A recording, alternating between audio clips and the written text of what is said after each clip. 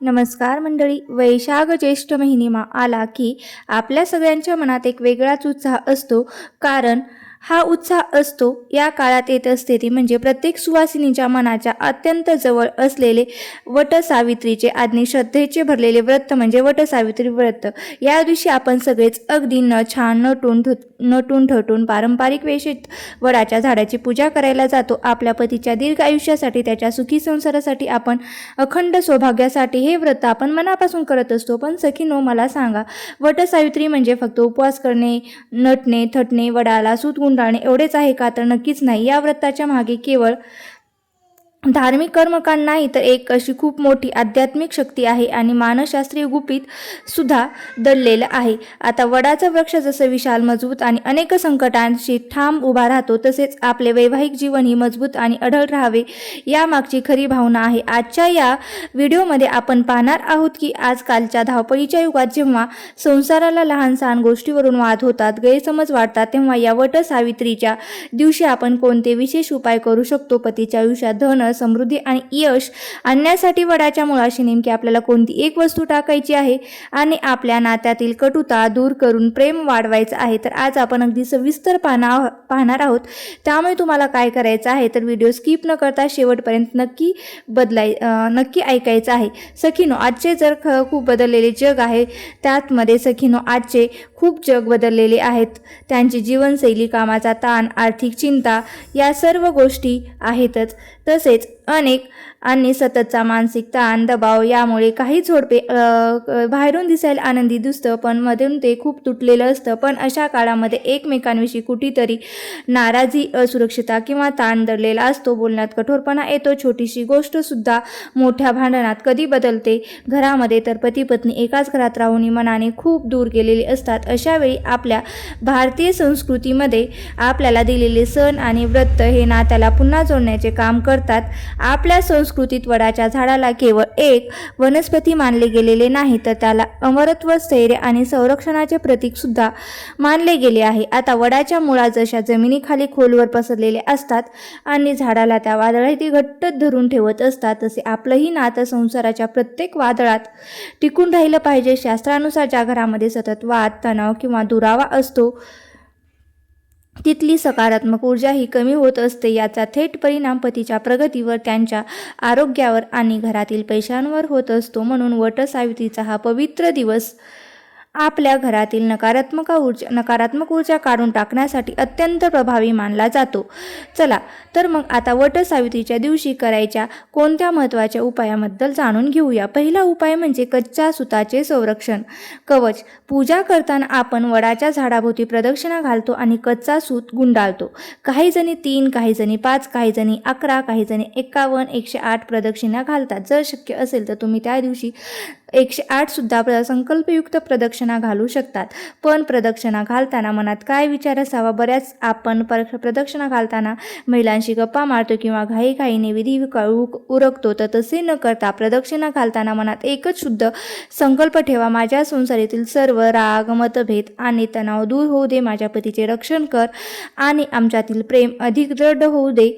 हे नात्याच्या जोडणीचे प्रतीक आहे. जसे की सूत हे झाडाभोवती घट्ट गुंडाळले जाते, तसेच आपल्या संसारातील तुटलेले धागे पुन्हा एकत्र बांधले जातात. ज्योतिषशास्त्रानुसार वडाच्या वृक्षाचा संबंध हा शनी आणि बुध ग्रहाशी असतो. शनी ग्रहामुळे आयुष्यात तणाव, अंतर आणि मानसिक थकवा येतो, तर बुध ग्रह कमजोर असेल तर संवादामध्ये गैरसमज निर्माण होतात. जेव्हा तुम्ही मन शांत ठेवून पतीबद्दल आदराची भावना ठेवता, तेव्हा प्रदक्षिणा घाला. जेव्हा हे ग्रहाचे दोष दूर होतात आणि नात्यात समजूतदारपणा वाढतो. आता येऊया आपल्या व्हिडिओचा सर्वात मुख्य भागाकडे, म्हणजे वटसावित्रीच्या दिवशी पतीच्या जीवनात धन, समृद्धी, यश मिळवण्यासाठी वडाच्या मुळाशी कोणती वस्तू टाकायची. हा उपाय अत्यंत चमत्कारी आणि प्राचीन काळापासून चालत आलेला आहे. यासाठी तुम्हाला पूजा करायला जाताना एक छोट्या पात्रात थोडे कच्चे दूध घ्यायचे आहे. गंगाजल एकत्र करून घ्यायचं आहे. त्यासोबतच थोडा हळद देखील घ्यायची आहे. आता कृती कशी करायची आहे बघा. वडाची पूजा झाल्यानंतर वडाच्या झाडाच्या मुळाशी हे कच्चे दूध, गंगाजल अतिशय आदराने अर्पण करावे. दूध अर्पण करताना मनात प्रार्थना करावी की माझ्या पतीच्या आयुष्यातील सर्व आर्थिक अडचणी दूर व्यवसायातील अडचणी दूर व्हावेत आणि त्यांच्या जीवनात सुख समृद्धी येऊ दे. यानंतर जिथे तुम्ही दूध अर्पण केलं आहे तिथली छोटीशी ओलसर माती आपल्या उजव्या हाताच्या अनामिका बोटाने उचलायची आणि त्यांना किंचित हळद मिसळून ती माती आपल्या कपाळावर आणि गळ्यावर टीका म्हणून लावायची. यामागे शास्त्र असे सांगते की कच्चे दूध आणि हळद हे माता लक्ष्मी आणि भगवान विष्णूंचा आशीर्वाद आहे आणि ते अत्यंत प्रिय आहे. वडाच्या मुळामध्ये ब्रह्म विष्णू आणि महेश यांचा वास असतो असे मानले जाते. जेव्हा तुम्ही वडाच्या मुळाशी दूध अर्पण करून तिथली माती कपाळावर लावता तेव्हा तुमच्या कुंडलीतील गुरु बुध ग्रह मजबूत होतात. स्त्री ही घराची लक्ष्मी असते. जेव्हा घराची लक्ष्मी अशा प्रकारे पतीच्या प्रगतीसाठी श्रद्धेने हे व्रत उपाय करते तेव्हा पतीच्या कामातील सर्व नकारात्मक ऊर्जा दूर होते. त्यांच्या मनात सकारात्मक विचार येतात आणि धनप्राप्तीचे नवीन वेगवेगळे मार्ग हे मोकळे होत असतात. ज्या नात्यामध्ये संवाद पूर्णपणे बंद झालेला आहे तिथेही या उपायामुळे पुन्हा प्रेम निर्माण होते. आता पाहूया तिसरा उपाय, सावित्री सत्यवान सिंदूर उपाय. बघा सखीनो, पूजा करताना आपण माता सावित्रीला जो सिंदूर अर्पण करतो तो अत्यंत पवित्र आणि ऊर्जेने भरलेलं असतं.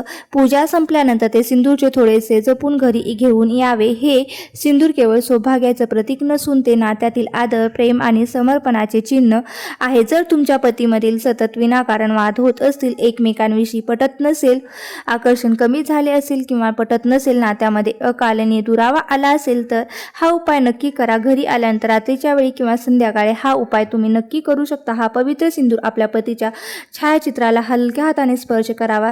जर शक्य असेल तर त्याच्या उशीच्या एका कोपऱ्याजवळ या सिंदुराचा हलकासा टिळा लावावा. हा उपाय करताना मनात अजिबात राग द्वेष नसावा. अगदी शांत मनाने तुम्हाला हा करायचा आहे. पतीचा स्वभाव शांत हवा आणि घरातील वातावरण सुद्धा आनंदी व्हावे याच भावनेने आपल्याला हा उपाय करायचा आहे. अनेक स्त्रियांचा असा अनुभव आलेला आहे की या उपायामुळे पतीच्या स्वभावातील चिडचिड कमी दूर होते, त्याच्या मनातील नकारात्मकता दूर होते आणि पतीच्या भावनांचा आदर करू लागतील.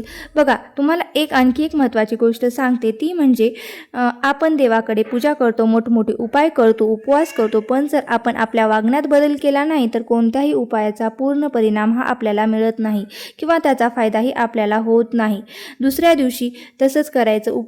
उपायाचा खरा परिणाम हा तुमच्या मनातील श्रद्धा आणि वर्तमानावर अवलंबून असतो. जर आपण वडाची पूजा करून आलो आणि घरी येऊन लगेच पतीशी कटकट भांडण केली तर एकमेकांचा अपमान केला तर त्या पूजेची सर्व सकारात्मक ऊर्जा तिथेच नष्ट होते. वटसावित्रीच्या दिवशी या गोष्टीची काळजी नक्की घ्यावी. बघा सूर्योदयापूर्वी उठा आणि या दिवशी सूर्योदयाच्या आधी उठून स्नान करावे, आंघोळ करावे, सर्व सकाळची कामे आरपून घ्यावी. स्नानाच्या आपण जेव्हा आंघोळ करतो त्या पाण्यात थोडीशी हळद, गंगाजल मिसळायचे आहेत. मन आणि शरीर दोन्ही सुद्धा शुद्ध असलं पाहिजे. कपड्यांचा रंग या दिवशी शक्यतो पिवळ्या किंवा लाल रंगाचे वस्त्र परिधान करावे किंवा पिवळ्या, लाल, हिरव्या ह्या सुद्धा रंगाचे तुम्ही वस्त्र परिधान करावे. यामुळे काय होतं तर सौभाग्यामध्ये वाढ होते आणि सकारात्मक ऊर्जेचा परिणाम हा होत असतो. या दिवशी फक्त गडद निळा रंग, काळा हे रंग टाळावे. मन हलके करा.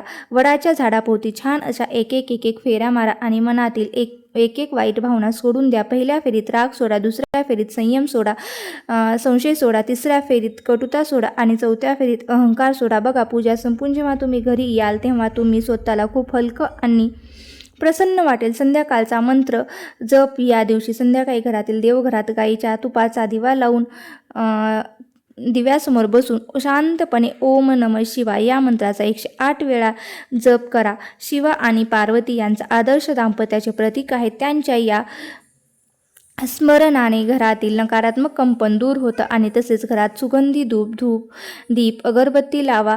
यामुळे वातावरण हलके आणि पवित्र होते. पुराणामध्ये माता सावित्रीचे उदाहरण हे अतिशय महान मानले गेले आहे. आपल्या पतीचे सत्यवानाचे प्राण परत आणण्यासाठी तिने थेट यमराजाशी संवाद साधला. आपल्या बुद्धीच्या, श्रद्धेच्या आणि समर्पणाच्या जोरावर तिने मृत्यूच्या दारातून पतीला परत आणले. सावित्री ही केवळ एक ऐतिहासिक स्त्री नव्हती तर ती एक आत्मविश्वास आणि प्रेमाचे प्रतीक होते. तिचे जीवन एक खूप मोठा धडा शिकवते. संसार टिकवण्यासाठी दोघांनीही तेवढेच प्रयत्न करायला पाहिजेत, पण सुरुवातीला कोणाला तरी एक पाऊल मागे हे घ्यावेच लागते आणि कोणाला एक पाऊल हे पुढे टाकावेच लागते.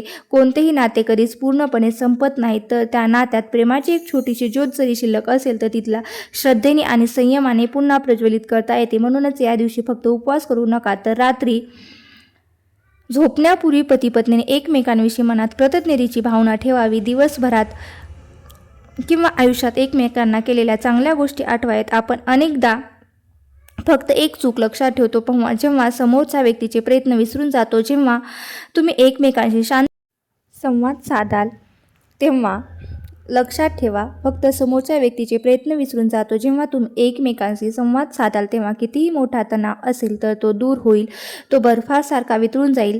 तर बघा, यंदाची वटसावित्री ही एक फक्त प्रथा नसून साजरी करू नका, तर ती आपल्या नात्याला नव्याने जपण्याची, सुखी संसाराचा पाया मजबूत करण्यासाठी एक सुंदर संधी आली आहे, म्हणून ती साजरी करा.